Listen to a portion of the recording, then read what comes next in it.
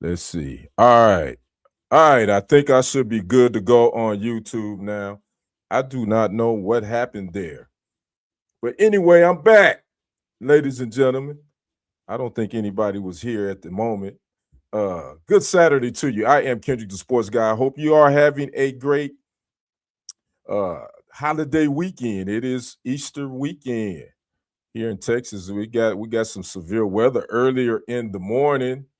We had some rain and some we was under a tornado warning or watch earlier in the afternoon. Matter of fact, I'm in East Texas. I'm in Tyler, and I think there was reports of a tornado touching down near Lindale, like around 10 a.m. this morning. So we had some severe weather going on, but it's cleared up now. Just it's cooled off a little bit, but it's all good in the neighborhood. So again, I'm Kendrick, the sports guy. I hope you all are having a great Saturday. Again, Easter weekend. I know everybody's probably got their Easter attire, getting their Easter dinner together, this and that and whatnot. So I decided to go live tonight. I at first I wasn't going to, but man, we had some action on last night. We had some action. We're gonna talk about that. But before I want to see if I'm gonna get a few people to come in and check this out. When you come in, make sure you click that like. You like this live stream. Make sure you share it to all your social media platforms. If you haven't already, subscribe to the YouTube channels. Those channels are Kendrick Sports Hustle. That's SportzHustle, as well as TFG Sports Media. Right here on YouTube. Make sure you like and follow them both. On Facebook, again, that's Kendrick Sports Hustle, as well as TFG Sports Media. You can follow me on Instagram at Kendrick1969, and you can also follow me on TikTok at Kendrick Henderson 51. Wanted to get all those preliminaries out the way. So again, I know it may not be a lot of people on. I don't know. It's 7 o'clock. I said, well, let me go. Let me come on about 7. Maybe I can catch a few folks. We can talk about what has transpired in the sports world over the last 24 hours. And we all know what the big story is. We all know. If you didn't watch last night's national semifinal game, matter of fact, both of them, but the first one was the one to watch. Hey, what's up, Paul, Karen, Lauren? I believe. How you doing? Watching me on YouTube. Good Saturday evening to you. Happy Easter weekend as well. Where are you watching from? I'm fine. Hopefully you are too. I'm good. It's all good in the neighborhood. Where are you watching from? Again, if you come in, you check me out. Let me know where you're watching from. What you got planned for Easter? Again, we're going to be from the UK. That's what I'm talking about. I appreciate you popping in.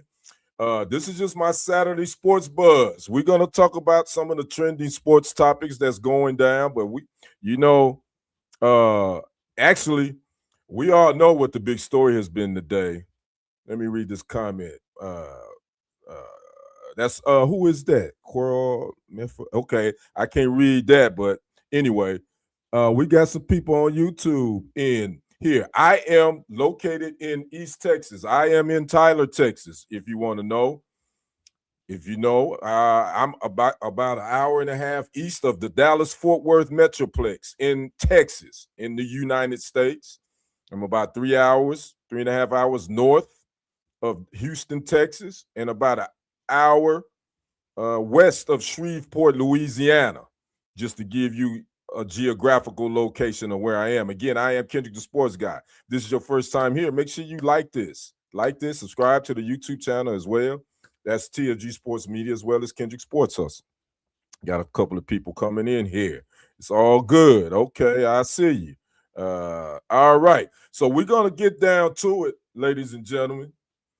The big news, if you have been keeping up with college basketball, matter of fact, the men's Final Four is going on right now. We got number 3 seed Illinois, number 2 seed UConn. UConn is up 61-53 with about 3 minutes left in the game. And then after that, we will follow with the 2 number 1 seeds that's left, number 1 seed Michigan and number 1 seed Arizona. But we're going to talk about last night's national semifinal game that went down between number 1 seed South Carolina Lady Gamecocks, and the number 1 seed Connecticut Lady Huskies, with the 2 legendary coaches, legendary head coach of Connecticut, Auriemma, as well as legendary head coach of the South Carolina Gamecocks. We got Dawn Staley, and it was some drama between Geno and Dawn, and it depends on how you look at it, what you make of it. But this is what. Well, let's show the video. First of all, let's talk about the game itself. South Carolina put the whooping on UConn, 62-48, and I watched it from beginning to end, and it was a tough game, physical matchup. South Carolina they brought that spunk. They got the big W, and they will play for the national title on tomorrow versus UCLA, the other number 1 seed. Tanaya Latson led the South Carolina Lady Gamecocks with 16 points, 11 rebounds. They held UConn to only 31% shooting from the field. They dominated the boards that is South Carolina, 47-32, which to me, in my mind, that was the key to this game. South Carolina controlled the boards, and they held UConn to below 40% shooting from the field.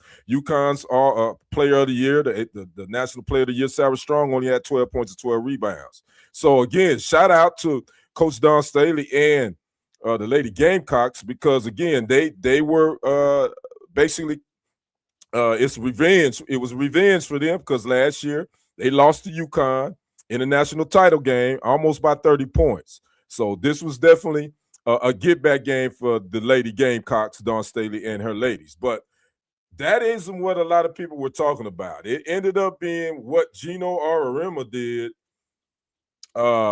once the post-game handshake line started. If you missed it, I got some of the video, courtesy. Getting into it a little bit on the sideline as Geno has to be held back.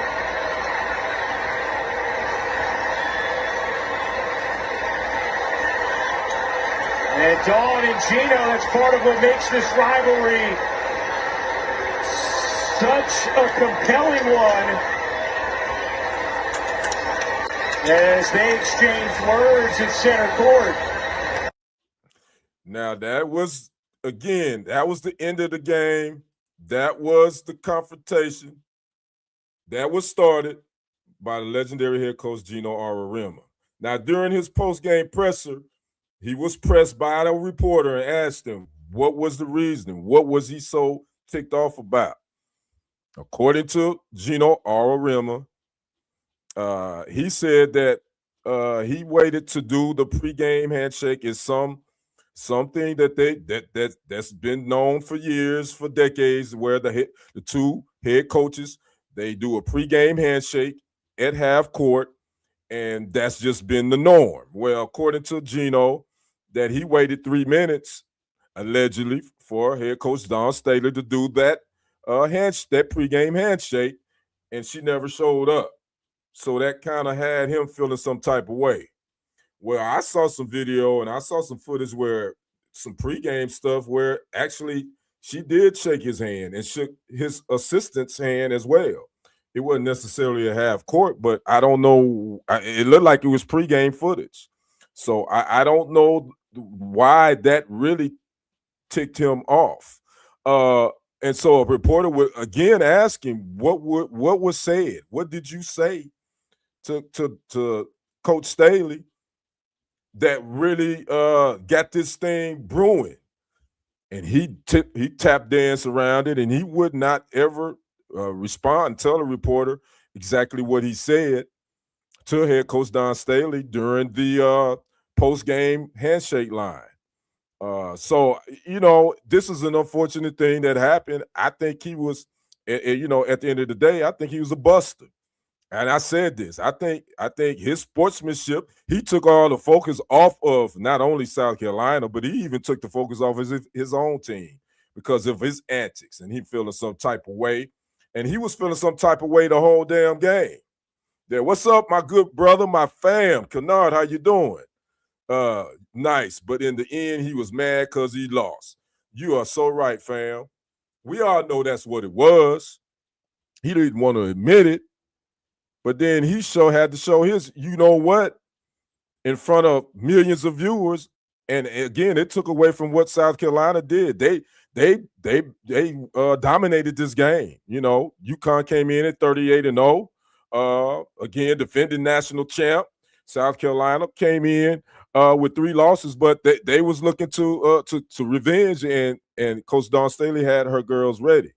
So again, now if you watch the game during the halftime interview, I think that was what's her name? I can't remember her name with ESPN.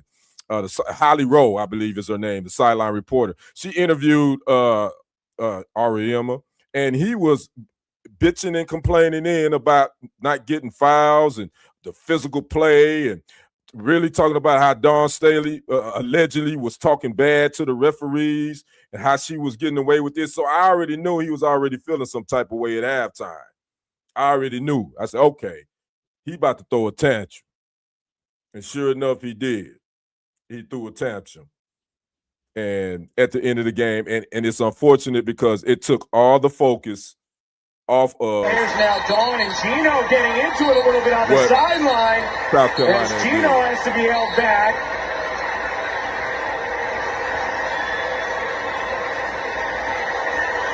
Again, this video is courtesy of Geno. That's part of what makes this rivalry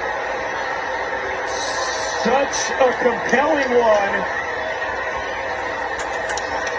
As they exchange words at center court. Again, now he should feel like the biggest ASS on today. And speaking of today, check out this. Guess what? We got the after game apology. We knew this was coming, right? We all knew this was coming. So Geno Auriemma issued a statement, and I don't think it was from him. I think he was his school, UConn. I think it came from the athletic department. I don't think he wrote this. He was made to make a statement, an apology, and here it is. And I quote, "There's no excuse for how I handled the end of the game versus South Carolina. It's unlike what I do and what our standard is here at Connecticut. I want to apologize to the staff and the team at South Carolina. It was uncalled for in how I reacted. The story should be how well South Carolina played, and I don't want my actions to detract from that. I've had a great relationship with their staff, and I sincerely want to apologize to them." Again, that is a statement that came out on today, earlier this morning, about from Connecticut head coach Geno Auriemma. Now, let me ask anybody that saw that. Do you think he actually wrote that? I don't. And I think it was a half-ass apology because you never mentioned head coach Dawn Staley by name. Her name should have been in that statement. I don't know who wrote this for him, but somebody should have proofread it for him if they wanted us to, to make it more believable to us. Not the staff. It should have said head coach Dawn Staley and staff and players. Yeah. Somebody, whoever the publicist is for UConn, they dropped the ball on that statement, the athletic department, because I don't think any of us believed it, that it came from him, and I know it didn't come from him. Yeah, he was forced to do that. So Coach Staley would be asked about the situation during her post-game presser yesterday. Matter of fact, this morning too. And she basically said, I'm not, she said, you have to talk to Geno about that, what happened. She said, right now, I'm focused on my team. Make sure we get ready for UCLA on Sunday. Tip-off is 2:30 p.m. Eastern Standard Time on ABC. And she said, but I will address actually what happened at a later date. But she said, this ain't the time. Shout out to head coach Dawn Staley, straight out of Philadelphia. She was about to let that Philly come out of her. It was another angle I saw after this went down, and basically she said, "I'll whip Geno's ass," and I actually got a little scared my doggone self because I believe her. But again, Coach Staley handled it with class, in my opinion. She says she's not going to address that at all. but she will at a later date, and I applaud her for doing that to try to bring the focus back around to her team, who, by the way, are playing in a fourth national title game in the last 5 years.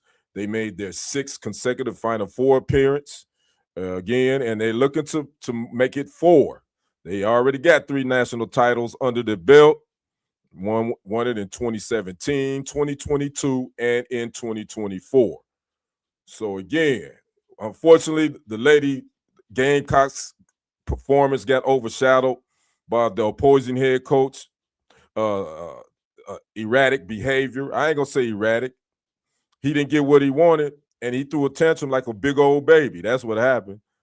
So does this put a stain on him as a coach, as far as his legacy? I don't know if it puts a stain because I think we all would still say Geno Auriemma if we was making a Mount Rushmore of women's college basketball coaches. He's definitely still on that Mount Rushmore. But I think it definitely it make you look at him a little different. But again, there has been rumors that he's been somewhat difficult and arrogant to work with anyway. I read some an article earlier today that he and the late great Pat Summitt, peace be upon her, University of Tennessee, legendary women's basketball coach, they didn't see eye to eye a lot of times. It was a big time, yeah.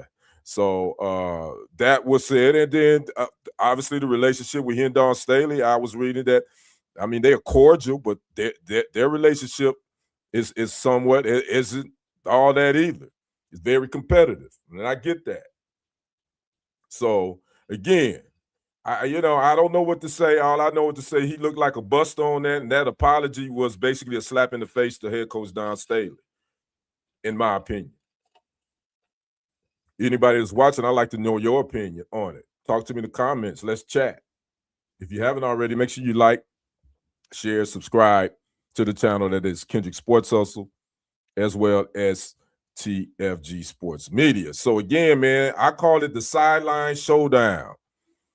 That's exactly what it was. Right now, if I it's probably gonna make one of my top sports moments of 2026, and we're just in April, but it's already gonna be in my top 5. We all know that.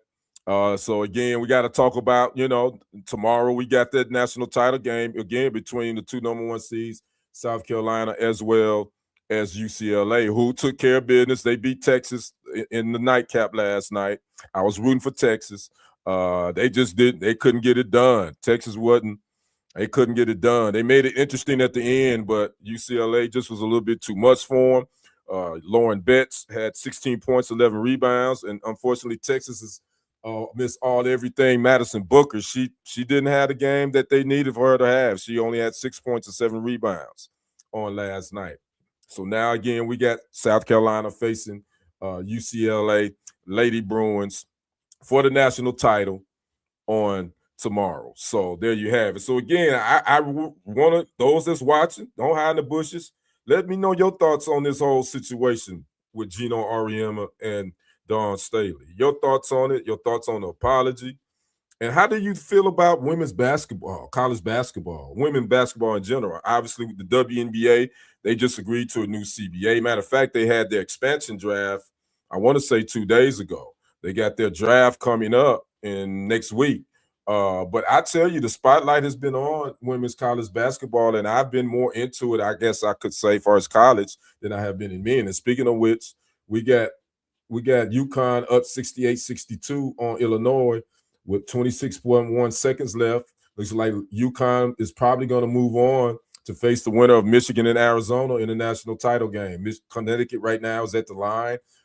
Again, number 2 seed UConn, number 3 seed Illinois. And it looks like UConn men will head to the national title game. So again, that was my thoughts on the Sideline Showdown. Again, I'm a big Dawn Staley fan, and I ain't gonna front. I'm a UConn women's basketball, and I'm sort of an Auriemma fan too. But he left a sour taste in my mouth after his tantrum last night. So I don't know. He's gonna have to do a whole lot to make that up to a lot of people, because a lot of people ain't feeling him today. And that's my thoughts on that. Again, the men's Final Four is going on. Look like it's about to wind down. Next up, we got number 1 seed Michigan versus number 1 seed Arizona. I think that's going to be a good one. I think Michigan, they got that big guy in the middle that's pretty agile. He can move pretty good for a big guy.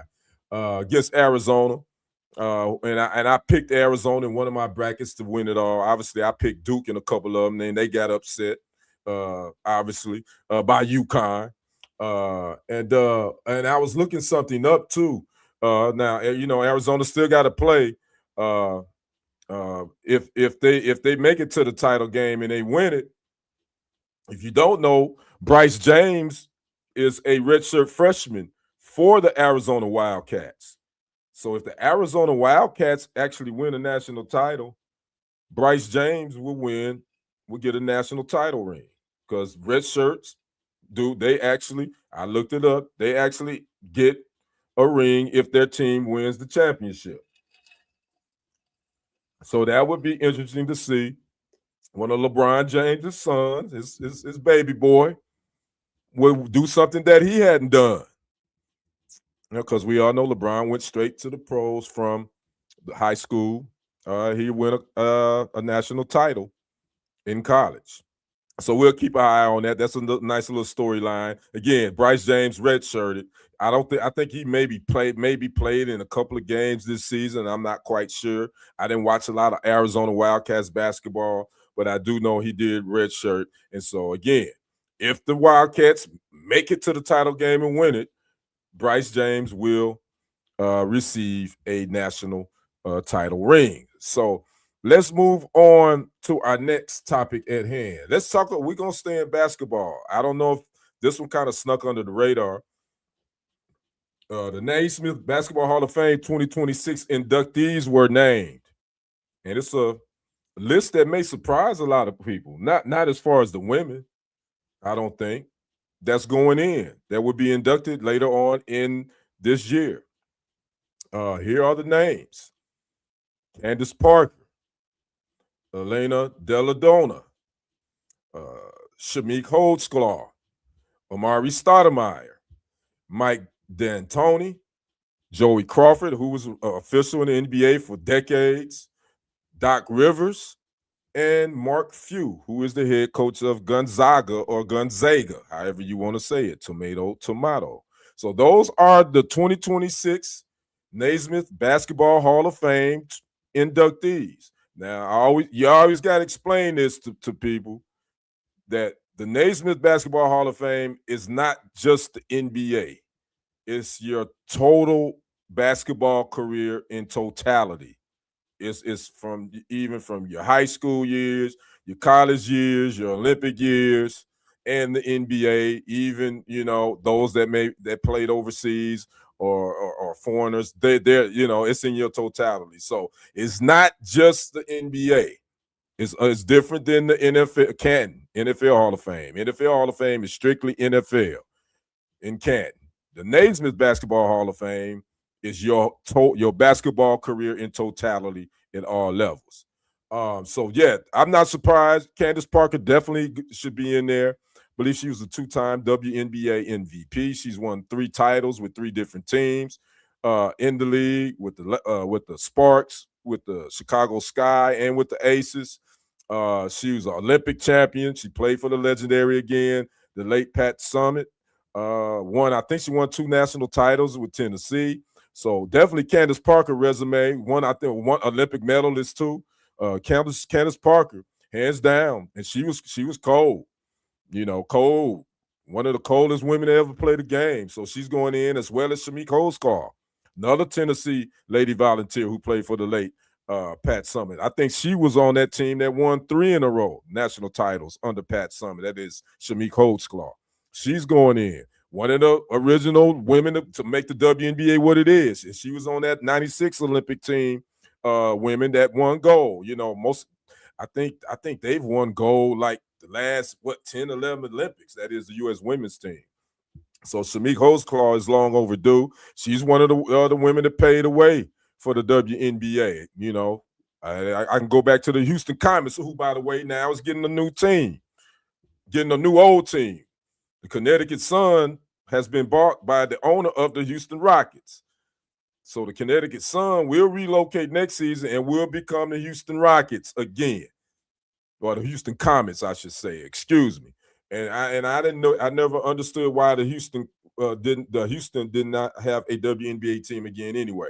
So we all remember that team with Cheryl Swoops and Cynthia Cooper and Tina Thompson, and the late Kim. What was the point guard name? She passed away from brain cancer. She was a dog at that point guard position. I can't remember her first name was Kim. I can't remember her last name now. I know if my brother from that would live in H Town, if he was watching Charles, he would definitely know.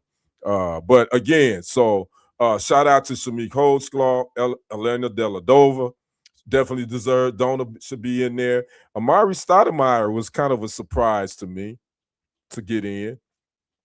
Uh, I know, he was on those Phoenix Suns teams with Steve Nash and head coach Mike D'Antoni, who's getting in too, which they had a prolific offense. They, did some things in the playoffs, and then he would eventually end up in New York. That is Amari Stoudemire, but he would have some injuries the latter part of his career, but he came in the league straight from high school. He was a six-time All-Star. But Amari Stoudemire, I was kind of surprised to see him. I think he was on one of those Olympic teams too. I was kind of surprised to see him get in. But again, I will say this again: the Naismith Basketball Hall of Fame is about your basketball career in totality. It's not just the NBA. And Amari Stoudemire, basically, his basketball career was the NBA because he came straight from high school. So you have it. Mike D'Antoni gets in as a coach. He coached those prolific Phoenix Suns team with the high octane offense. Coached in New York. He coached the Lakers briefly. I think he had another coaching stop. I can't think of, but I know those three: the Suns, the Knicks, and the Lakers for sure. But I think he had another head coaching stop too. So Mike D'Antoni is getting in. Joey Crawford, longtime NBA referee. I remember him. If you don't remember Joey Crawford, he's the little short white guy with the bald head, with the strong face. He was very animated. I remember Joey Crawford. I think he was one of the lead refs in the NBA for decades. He had a hell of a personality. So he's getting in. Doc Rivers is getting in. I'm as a player and a coach, he played with Dominique Wilkins down there in Atlanta when those Hawks teams couldn't, they was making noise, but they couldn't never really get past the Boston Celtics in the playoffs, But Doc Rivers was a solid point guard. Then he would eventually get into coaching, coached Orlando. I think he would take them to Eastern Conference Finals, but then they would lose, and then he would eventually move to Boston, where he would win a chip in Boston. Then he would get traded to the LA Clippers, become a coach there. He was there behind the Lob City. That time of with Blake Griffin and Chris Paul, DeAndre Jordan, and all those guys. And then he would move on from there and go back into the booth as an analyst. And then he would come back out. And now is the head coach of my home city, my born city, 414 Brew City, baby, Milwaukee Bucks. So Doc Rivers will be one of the inductees going into the Naismith Basketball Hall of Fame, as well as Mark Few, who is the head coach of the Gonzaga Bulldogs. He's put that program on the map as far as men's college basketball. They've been consistently in the Sweet 16, the Elite 8, Final Four. They made a couple of national title games. He's made them relevant for probably the last 20 or so years. So that is the list of the 2026 inductees into Naismith Basketball Hall of Fame. Again, Candace Parker, Elena Deladonna, Shamik Holdsclaw, Amari Stoudemire, Mike D'Antoni, Joey Crawford, Doc Rivers, and Mark Few. So there you have that. So again, I am Kendrick, the sports guy. Good Easter weekend to you. I hope everyone is having a good one. Again, here in Texas, we got some severe weather early, but it's definitely quieted down now. So I'm sure everybody is getting preparing Easter meals, getting your Easter suits, your Easter dresses, and all that ready for tomorrow for your sunrise services and your regular services. Because You know, that's the one day they say when you want to see where people gonna come to church. You know they coming on Easter, so they can show off the new threads. Then after that, you ain't gonna see them again till probably next Easter. That's what they say. I don't know. So again, so I'm sure we're gonna have that in the good old Easter meals. You know, I don't know what is the traditional Easter dinner. I think isn't it ham? I don't really eat ham like that anymore. I believe it's ham. Ham is like the traditional Easter, as far as the main course. Obviously, the other sides. I don't know. Somebody holler at me in the comments. What is the traditional Easter dinner? Is it? I think it's ham, or is it roast or something? It's something like that, somewhere around there. So there you go. So I'm sure people will be getting that ready here in the next minute. So let's move to our last sports story for tonight. Then I'm just gonna kind of go with the flow, talk about some stuff maybe not necessarily in sports. We got to talk about the Cane. That's what his fans call him. A lot of people call him the Cane. Lakers LeBron James. Speaking of which, before I get to this, the Lakers are dealing with some injury woes, ladies and gentlemen. To my Lakers fans out there, it was some news that just came down about an hour ago that Lakers guard Austin Reeves, he has a left oblique muscle injury that I guess he suffered last night, and he is out for the rest of the regular season.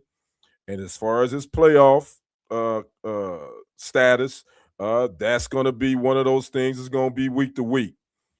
So Austin Reeves joins that injury list because if you didn't know, Luka Doncic, Laker All-Star guard, he is out for the rest of the season as well with a left hamstring injury that happened a couple of nights ago.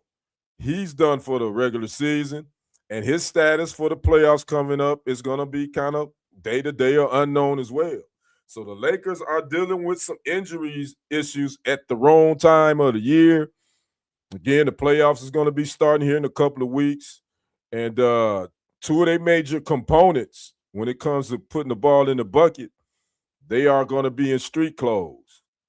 So head coach J.J. Redick is going to have to figure out, because we know LeBron James, he can still play at a decent level. He can still give you 20 at 41 years of age. But you definitely want to kind of keep, watch his minutes. You don't want to have him playing 36 to 37 minutes per night. And so that's going to be a key for this Lakers team, man. I think they right now sitting in the 3 seed, I want to say, in the West.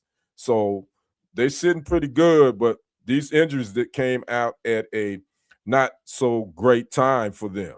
And speaking of LeBron James, man, he's catching heat. I didn't really catch on to this story until really like an hour ago, because I really wasn't paying attention. I really don't pay a whole lot of attention to the NBA, ladies and gentlemen, and I love basketball. I'm an MJ guy, as most people know. That's my GOAT. I didn't say he was the GOAT. I always put that disclaimer. He is my GOAT. So I don't really follow a team. I follow players, and Anthony Edwards is probably my favorite player to follow in the NBA, to watch, that is. And Ja Morant is still there, but he's been off and on. I like to watch Luka as well. Kyrie is my favorite to watch too. So those are kind of my favorites to watch. But LeBron James, I don't know if he stuck his foot in his mouth or is he just reiterating what some other people have said about the city of Memphis. Memphis has been catching strays for some reason, and I don't know why. They got great barbecue, home of Stax Records. Some great music coming out of there. 8 Ball and MJG, one of the dopest rap duos of all time, in my opinion. I don't know why Memphis get a bad rap. But according to, Stephen A. Smith, a couple of months ago, went in on Memphis too.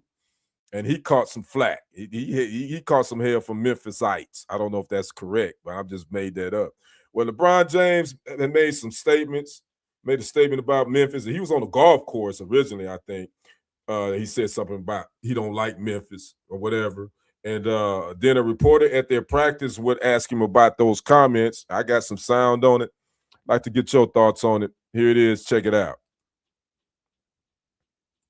Right, compared to like Nashville, for example. So, did I say I don't like black people? No, I didn't say that. But there were people who were wondering why Memphis was targeted.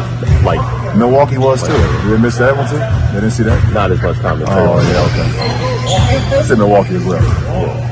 41 years old. It's two cities I do not like playing in right now. And that's Milwaukee and that's Memphis. What is the problem? I don't like going home either. Shit, and I'm from there. What is people are ridiculous. They also get mad at my son being on the team too. So what are we talking about? Okay, people need to figure out other ways to put their energy to other things that's important. Like seriously, I'm not talking about the city, like the people in Memphis. Like, I don't like staying at the Hyatt Central. What's wrong with that? What's wrong with that? Nothing. What are we talking about? What are we talking about? People need to shut the hell out. Again, that was LeBron Ramon James Sr. throwing shade at the city of Memphis. And my born city caught a stray. Why the hell did Milwaukee catch a stray, LeBron? We ain't had nothing to do with this. 414 caught a stray for no doggone reason, LeBron.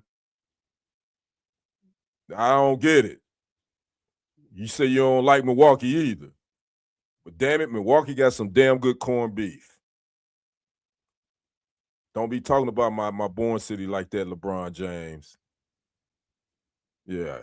Don't nobody like Cleveland either, LeBron. Which Akron technically is your born city. But in fairness to LeBron, he said he don't even like his home city either. I wonder how the Akronites feel about that comment. LeBron said he don't like Memphis because I think it's they don't have the hotels for them. They don't have the good hotels for them to stay when they come in and have to play the Grizzlies. I think it's just, man, come on, man. Why you ishing on a city? Yeah, it ain't like you there for 30, a week. You're there for what? Playing a game, you there maybe 24 hours at that. You're not unless you're playing a back-to-back. Why are you ishing on Memphis? Why is Memphis catching strays? I don't get that. But again, a lot of people's giving LeBron heat about his comment about Memphis. And again, Memphis has been catching heat. Again, I said the last year, I don't understand why people don't like Memphis. I know the city of Memphis I ain't gonna say pretty well, but Memphis has always been a part of my family. I would say this because I grew up Church of God in Christ, since this is Easter weekend, and the national meetings, since I was born, when I was born, I always remember the national meetings were in Memphis, Tennessee. They moved away a couple of years ago to St. Louis, but I think it's back in Memphis now. But I just remember going to Memphis as a little shorty, at the Kojic convention. And Memphis was always I just from what I remember, Memphis has always been a pretty dope city.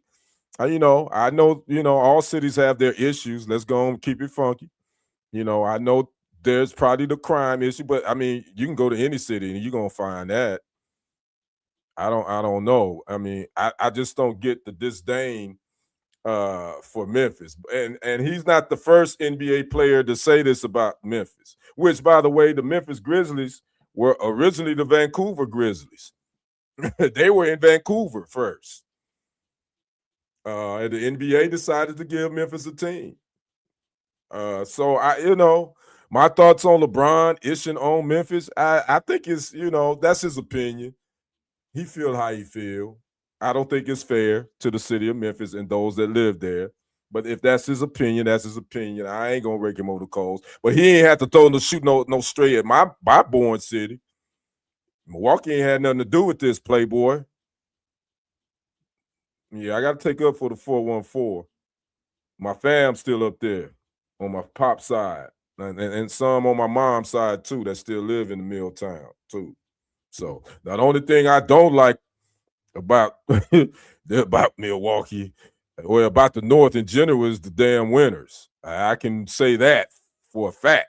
I cannot stand cold weather.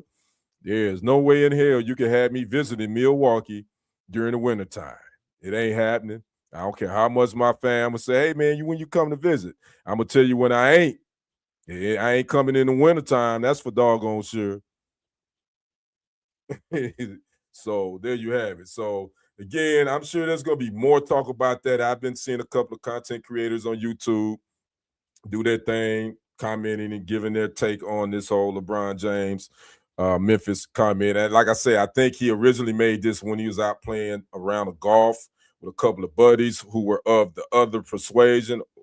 And so some people had a problem with him ishing on a city that we know has a big black population, and he's making fun of it in front of people that don't look like him. Now, I got a problem with that. It's kind of like when you have a family member in your family and you know that they have issues and you talk about that family member around family, but you damn sure don't talk about that family member in front of somebody else that ain't family. Or they try to talk about that family member and they ain't family because they'll catch it. Nah, you ain't doing that. Now, you ain't going to be disrespectful like that. Only we can talk about our family member, but can't nobody else do that. I think that's why some people had an issue with LeBron James talking about the city of Memphis. He was doing that in front of people that doesn't look like him.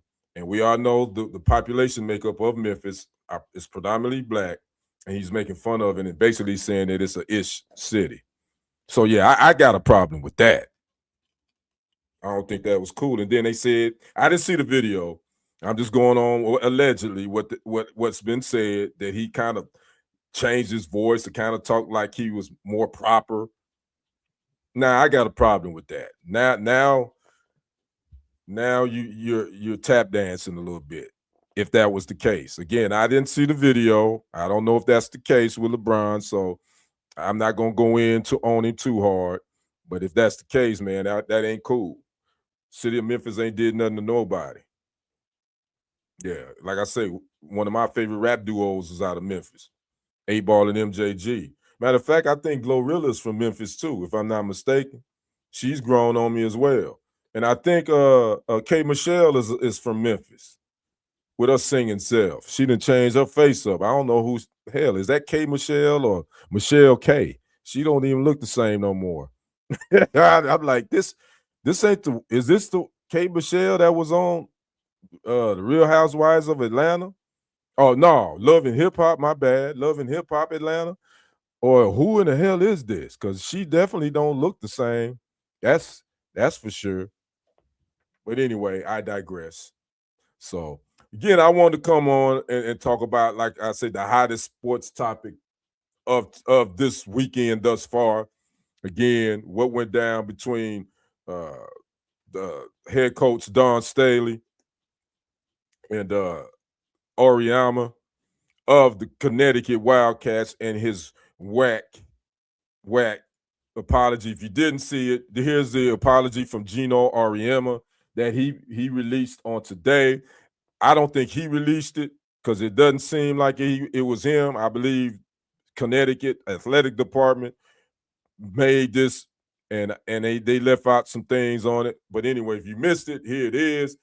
He says, and I quote, "There's no excuse for how I handled the end of the game versus South Carolina. It's unlike what I do and what our standard is here at Connecticut. I want to apologize to the staff and the team at South Carolina. It was uncalled for in how I reacted.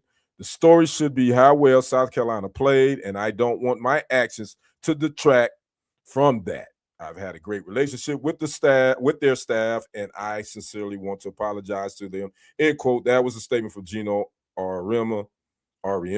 I'm messing his name up, but again, I don't mind. I should be messing his name up. But he never mentioned head coach Dawn Staley's name in that statement, and I think that's where the PR department at Connecticut definitely screwed up. They dropped the ball on this statement because it should have been head coach Dawn Staley and her staff, not just the staff. And I think he's lying about having a great relationship with Head coach Dawn Staley's staff. He's lying. Don't believe it. Geno. Yeah, but now you can go fishing. Yeah, go ahead and bring your own fishing pole. BYOFP. Bring your own fishing pole.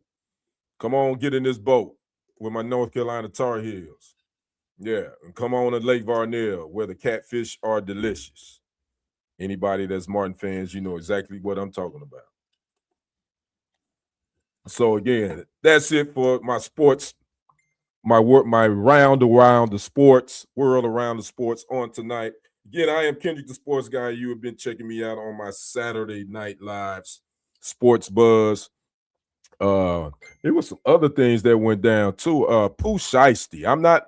I'm familiar with the name, but allegedly Pooh Shiesty and his dad and 7 other people, they tried to kidnap Gucci Mane or something like that. Is that what happened? I don't know, but it's something crazy that went down. I don't get it. But according to reports, Pooh Shiesty just got out of jail not too long ago. So now he look like he about to go back. He's allegedly tried to kidnap or something Gucci Mane and somebody else because he wanted to get out of a record deal. Listen, I don't know. You know, I'm pretty smart. I'm a pretty smart guy. I don't know everything, but what I do know is when you cross state lines to go try, because I think he was in Tennessee. I do know if you cross state lines with the intention to kidnap somebody, and you probably got a firearm on you. Yeah, you about to go sit down for a while, Playboy.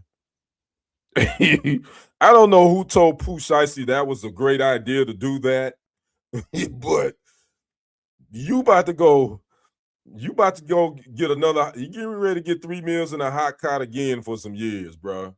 Yeah, you're gonna be making music on your cell phone in a jail cell. I don't know why he thought that was a great idea. If that is the case, all this is alleged. I don't know if that is what really truly happened. But if it did, that is wild. You know, I guess nothing surprised me in the world, in the states that we live in. Nothing surprises me. Again, by the way, Connecticut men did defeat Illinois 71-62, so they will play the winner of Arizona and Michigan in the national title game, which would be on Monday. The women's national title game is tomorrow. That is against South Carolina, number 1 seed versus number 1 seed UCLA on ABC. It tips off at 2:30 p.m. Eastern Standard Time. I'm definitely going to be checking that out. Some other stories that happened earlier in the week. The Puka Nacua story. The Rams star wide receiver is in a rehab facility and he's getting sued at the same time. If you haven't checked that story out, you can check it out right here on my YouTube channel. That's Kendrick Sports Hustle. You can also check it out on my TikTok, Kendrick Henderson 51, as well as Kendrick Sports Hustle on Facebook as well. That was kind of a crazy story. He didn't allegedly he bit some woman on New Year's Eve, and then made some anti-Semitic comments. And so now, the Los Angeles woman did file a lawsuit on against Puka Nacua. Again, he's in a rehab facility, a holistic care facility, to be exact. And we'll see what happens. According to the Rams organization, that he should be ready for their OTAs that take place here in the next couple of weeks. And hopefully he can get himself together. You know, the thing is, he was going to be up for a contract extension this season. That is Puka Nacua, who had a hell of a 2025 season, led the league in receptions with 129 receptions, was second in receiving yards with 1,713, and he had 10 touchdowns. So now that big extension may be on hold, may possibly for the Rams organization just because of this behavior. Matter of fact, a couple of months ago, he was on live and made some sort of anti-Semitic gesture as well that he had to apologize for. So again, the Rams may be a little bit may pump their brakes and say, whoa, we may not want to extend you because of some of this erratic behavior. You need to take care of your business and get yourself in order. So we'll see what happens with that, because we know now Jackson Smith and Jigba, he's reset the wide receiver market. He's the highest paid wide receiver, I think, in NFL history now. I think he's 42.1 million per season now, something along those lines.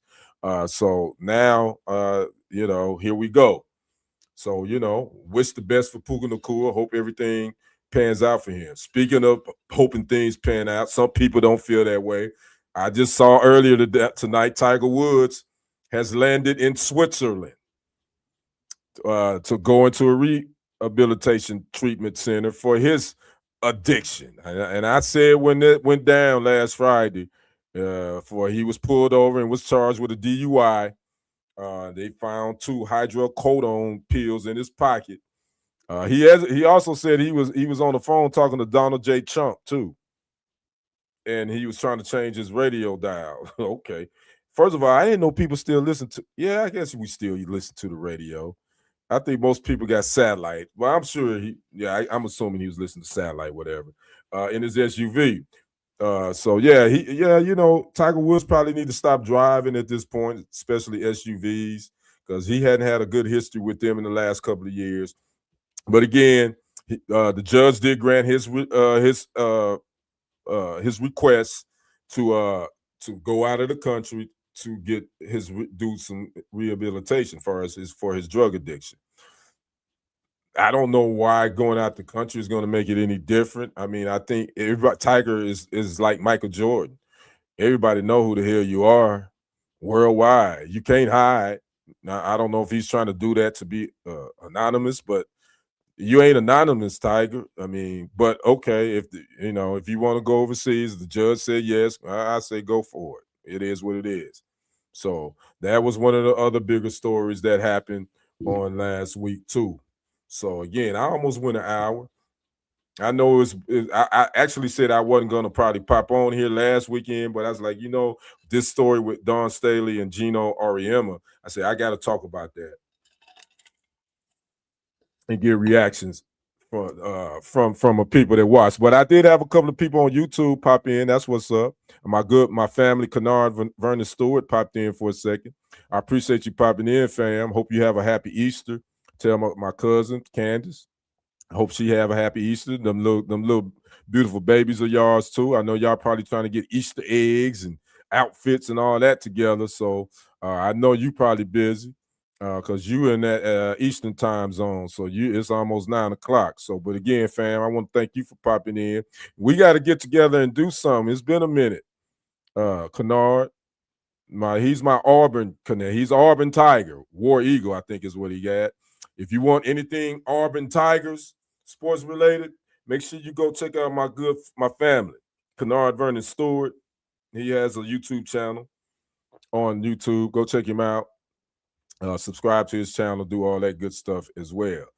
All right, ladies and gentlemen. So I'm gonna get off of here. I'm gonna get ready to watch this Arizona and Michigan game and see who's gonna be playing for that national title, for the Natty, as they call it, on Monday versus UConn. And how crazy would that to be for the UConn men to win one after all this controversy with UConn's women's head coach, Geno? That I'm sure that would maybe take away from, that would distract a little bit from what his antics has transpired or has done for on the women's side. So again, we'll see what Dan Hurley and his guys will be able to do on Monday night in Indianapolis. So again, I am Kendrick the Sports Guy. I hope everyone have a great Easter Sunday. Don't do too much eating. I know it's going to be a lot of posts of people that the outfits and this and that, the little shorties, the pretty babies with the pretty dresses, and the young fellas, the handsome fellas with the suits and the Easter eggs and all that stuff. So again, making memories. That's what it's all about at the end of the day. All right. So again, you guys, I'll probably catch you here next Saturday. I'm gonna probably do this every Saturday around this time if I'm not, if I'm not busy. We're a couple of weeks from the NFL draft too, which goes down in Pittsburgh, April the 23rd. So I'm gonna go live. Hopefully, I can get my good brother, KLTV Sports Director Michael Coleman, for us to go live, kind of give our analysis, a pre-draft analysis on what's gonna go down. The Vegas Raiders got the first pick. Most people say they're gonna take Fernando Mendoza, the quarterback out of Indiana, and I think that's gonna happen. They signed Kirk Cousins a couple of days ago to probably be his mentor or the start, or we'll see what happens with that. So yeah, just keep it locked here to Kendrick Sports Hustle right here on YouTube, as well as on Facebook, and as well as TFG Sports Media on YouTube, as well as on Facebook. And you can also follow me on Instagram at KDrake1969. And you can follow me on TikTok at Kendrick Henderson 51, where it goes down over there in my lives. I get a lot more action over there. So I want to get more action over here, but I don't know why I can't. The algorithm ain't liking me, but I ain't gonna give up. But I tell you what, TikTok, my lives be lit over there. So we'll see. We'll see what happens. So again, you guys enjoy the rest of your night. We will see you on the flip side and on the next live stream. Again, I am Kendrick the Sports Guy. Y'all be safe. Have a happy Easter and have a great week. I am out. Peace.